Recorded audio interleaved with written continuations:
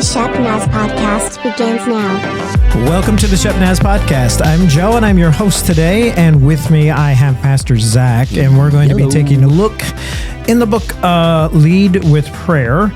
And this is one we've been talking about quite a bit, different chapters on different days. And it's kind of focusing on some of the different aspects of our prayer life and how we can maybe fine-tune that.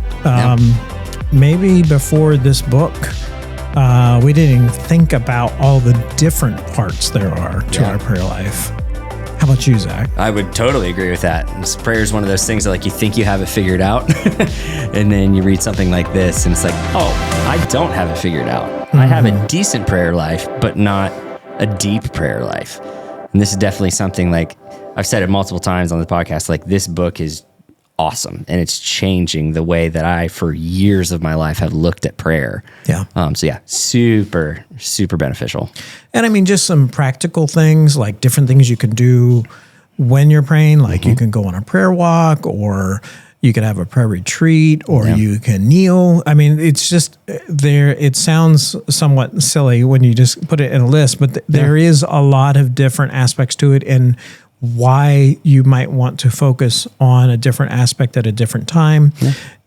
Things like, how could I make a prayer map to really kind of be able to focus my prayer? Because I might get into a rut where all I'm asking for is the stuff that's right in front of me. Yes. And am I still praying for my community? Am I still praying for my church leaders? Am I praying for my family? Am I praying for my friends? Yeah.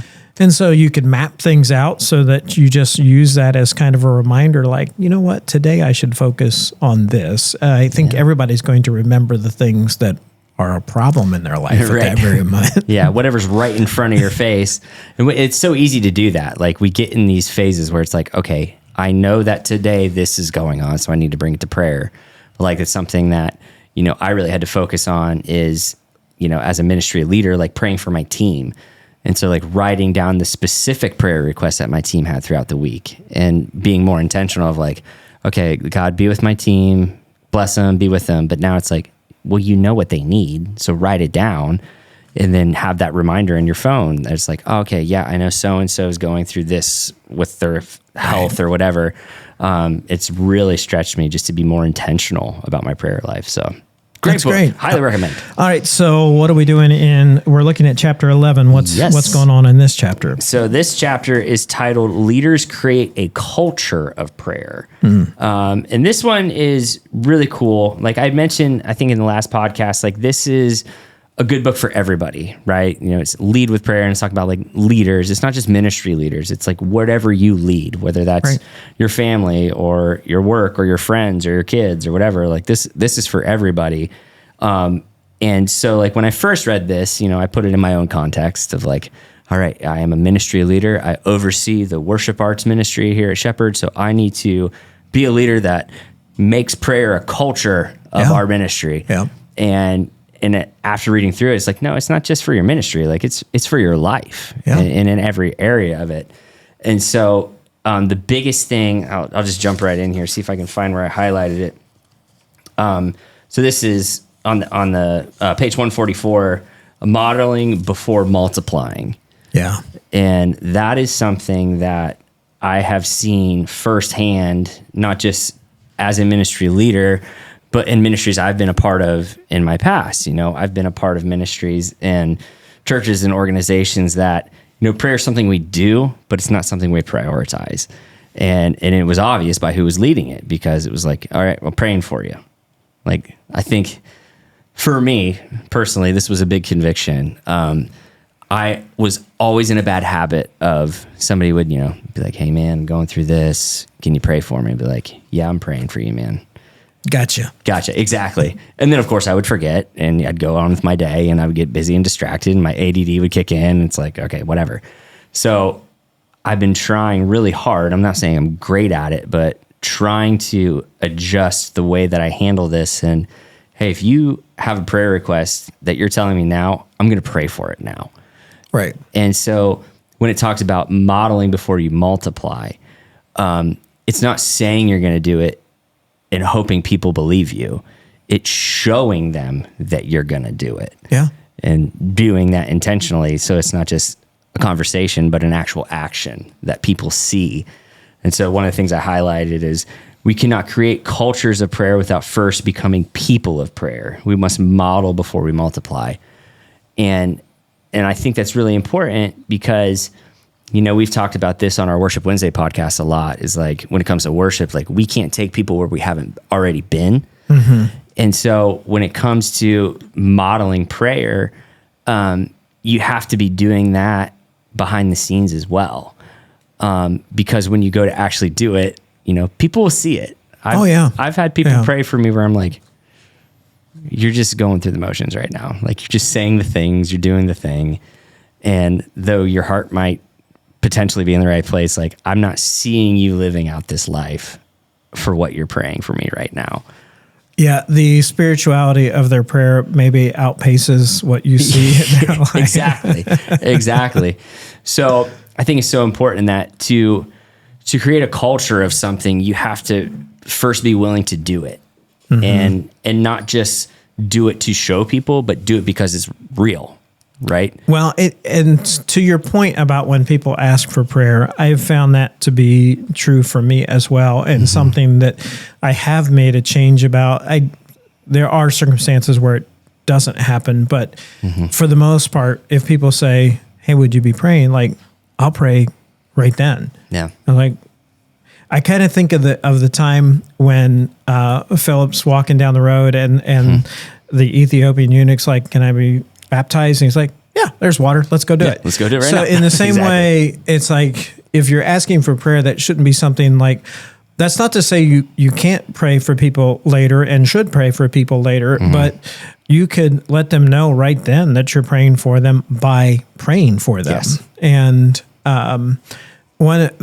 I've also used, you know, some just everyday tools that we have in front of us. Maybe we don't think about it, but like there will be times throughout the week that maybe Lord put somebody on my mind and I'll send them a text that says, "I'm praying for you right now." Yeah.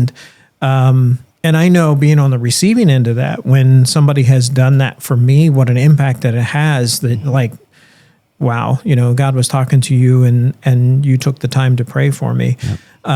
Other things that I've found to be helpful is sometimes I will actually text a prayer. Yep. Like it is a prayer to God, and it's clearly a prayer to God, but I'm texting it to the person that I was praying for. Yeah.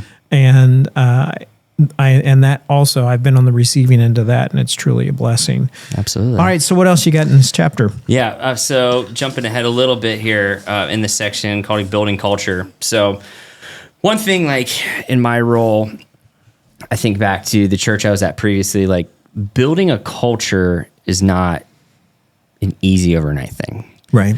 And it sometimes comes with pushback. It sometimes comes with resistance. But being consistent and determined and not wavering from this goal, like that's how you build a culture. And so I think of, you know, specifically in our specific ministry context with our worship team, you know, it's really easy. We pray every Tuesday night when we have rehearsals. Like that's something I have to force myself to do. And I know there's times, I'm not calling anybody out, but I know there's times where our volunteers work a full day of work. Like, here we go. Exactly. Like I think of last night, and nobody like did this or showed this, but I think of last night, like it was a long day already. Yeah. And our people were tired. There's a couple songs we normally will just like, you know, if rehearsal goes well, we get out early, it's fine. Like last night, there was a couple songs we had to hit multiple times. Like we were there pretty late, and it'd be really easy to just be like, all right, I'm gonna say a blanket prayer. Let's get out of here, you know? But we have to be so intentional when building culture to be like, no, we're a team that prays, and we're a team that prays for each other. So I know you're tired. I know it's late. Trust me. I want to be home in my bed too.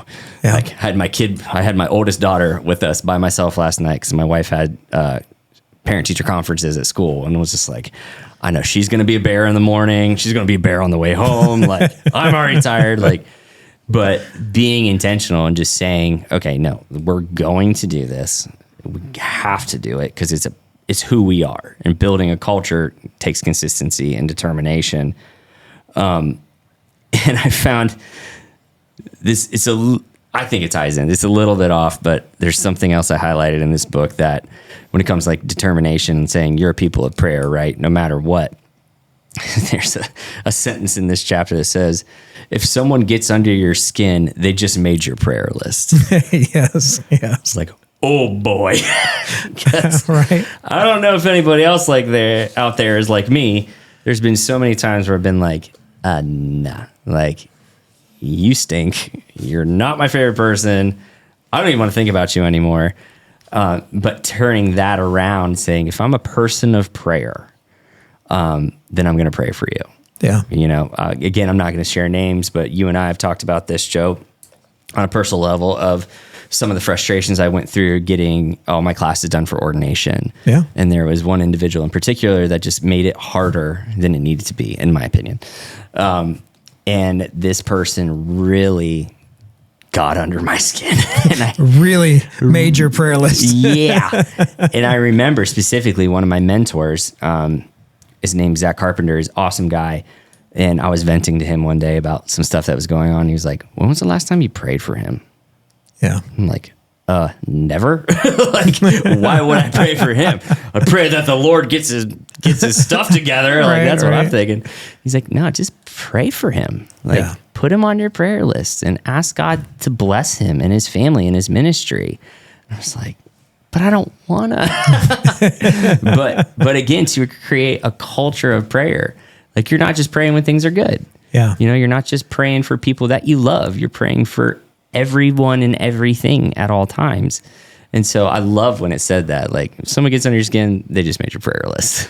Well, and I think I've recognized this, or at least acknowledged it more recently in my life, that there are times when, people may be butting heads and things like that, and like trying to sit there and figure out, okay, so who do I need to talk to, and what do I have to say to him? And Right. and the Lord has checked me on that. He's like, you don't need to do any of that. Why don't you just talk to me about it? Yep. Why don't you just pray and let me do my thing? Because you're talking about trying to change people's hearts, and that's my job. Right. And so I have taken that to task in my prayer life, where it's like, when these things come up, do we really believe what we say we believe? Do we believe that prayer changes things? And if we do, well, then use it. Yep. And so that's kind of where I've come to, especially, as we've been using this book as a resource. It's like, you know what I need to do? I need to pray about this. Yeah. There's not like a separate, I think sometimes we feel like, or at least I'm guilty of this, like there's these normal problems in my life that I have to deal with on my own, just because, I have the skill or the intelligence or what I think is what is needed to solve Right. it. And then there's a whole nother set of problems that, I need God to deal with these. Yeah. I'm too busy dealing with these problems. I need God to deal with this set of problems over here. Yeah. And he has been teaching me, like, no, especially the ones over there that you think you have control of. Those are definitely the first ones I need. Right. and I need them all, but you better hand over the ones you think you have control over first. 100%. All right. 100%. Anything else? Yeah. The last thing I just wanted to touch on, it's just a section. I don't want to dig into all the detail of it, but I thought it was so important. It says the team takes on the personality of the coach.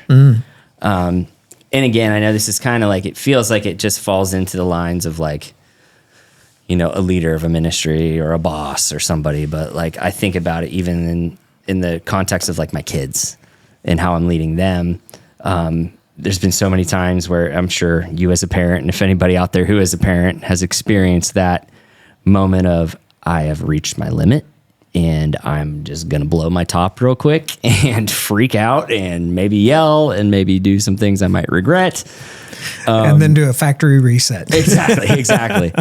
And I remember one occasion where Chris and I were talking because we were having an issue with one of our kids who was just acting up, and the way they were talking to us and the disrespect and the volume and even the words they were saying. And we kind of just took a step back, and I realized, I was like, they're literally repeating words that I've said to them. Mm-hmm. And that's why they're outbursting. And so I think of that in our ministry context too, is they will take on the personality of the leader. If you're a leader that causes drama, you're going to have drama in your team. If you're a leader that talks behind people's back, people are going to talk behind your back. Like, they take on that personality. But if you're a leader that likes to have fun, if you're a leader that is energetic and wants to be around your people, if you're a leader that constantly is in communication with your team and checking with them throughout the week, but then specifically what I love about our team, and I'm not asking for a pat on the back because this is only by the grace of God, but one of the things I love is because we've started doing these mandatory Tuesday night prayers, I'm seeing people texting each other throughout the week. Yeah. And saying, hey, I know you shared this on Tuesday night. Just want you to know I'm praying for you. What's the update or whatever? Yep. And they're taking on that, again, I'm not asking for a pat on the back, but because we're modeling that in our ministry, other people are starting to do it as well. And it's not just a thing that Zack does or a thing that so-and-so does. It's a thing that we do because it's part of our culture. It's part of our team.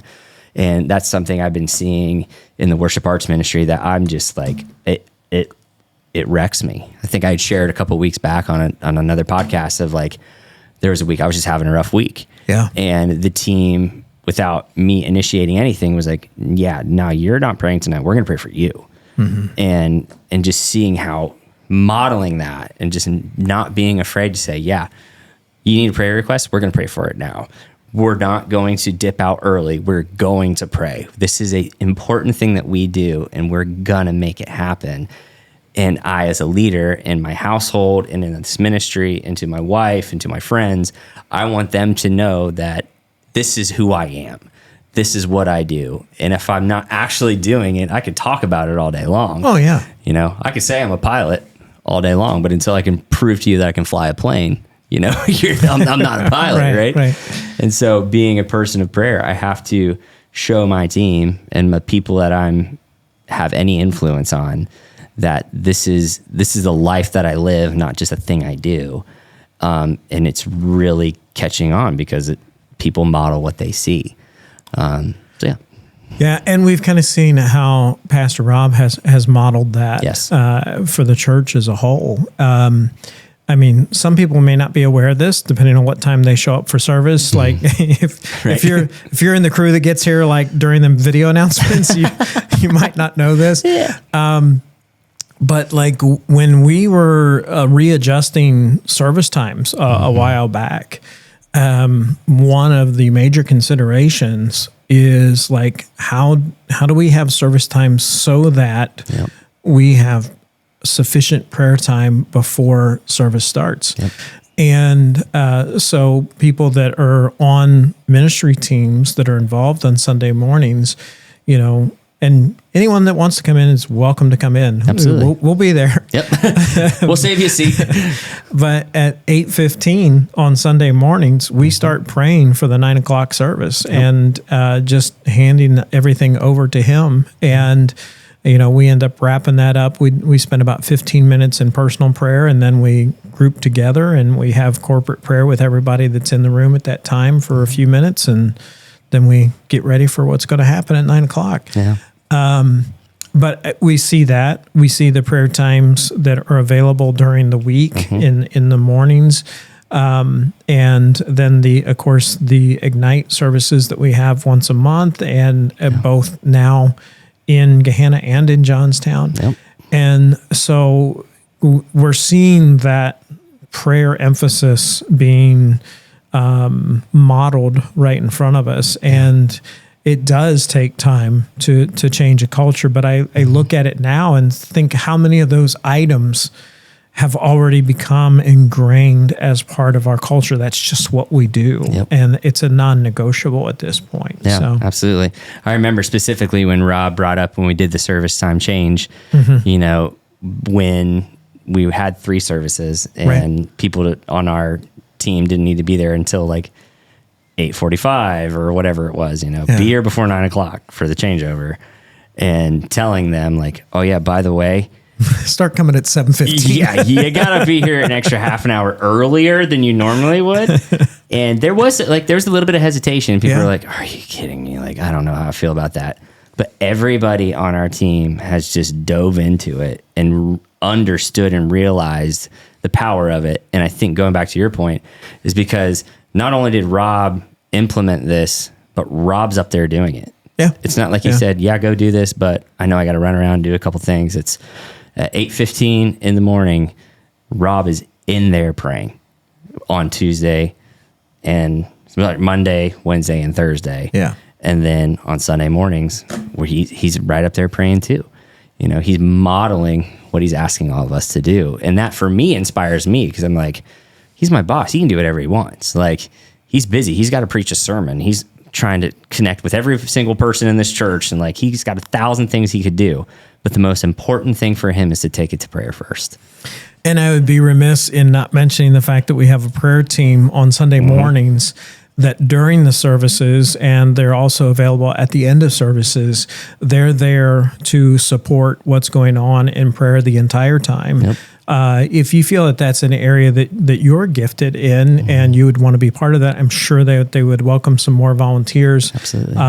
If no other way, you can email podcast@shepnaz.org and tell us, hey, we want to get on the prayer team, and I'm sure they'll plug you in at that. Absolutely.